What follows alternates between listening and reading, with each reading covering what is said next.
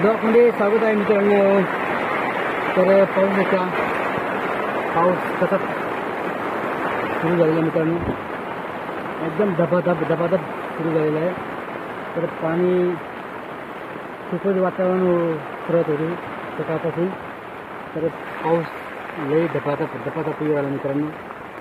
या वर्षी चांगल्यापैकी पाऊस पडत आहे मित्रांनो, जेणेकरून आपल्या पिकांना पाण्याची कमी होणार नाही अशा पद्धतीने पाऊस यावर्षी पडत आहे. आणि तुम्ही पाहू शकता सोयाबीन किती मोठे झालेले आहे. सोयाबीनमध्ये पाणी झालेलं आहे, पाहू शकता तुम्ही. कारण की खूपच धोधो पाऊस पडू लागलेला आहे. कारण की त्याच्यामुळे पावसाची कमतरता नाही आहे यावर्षी.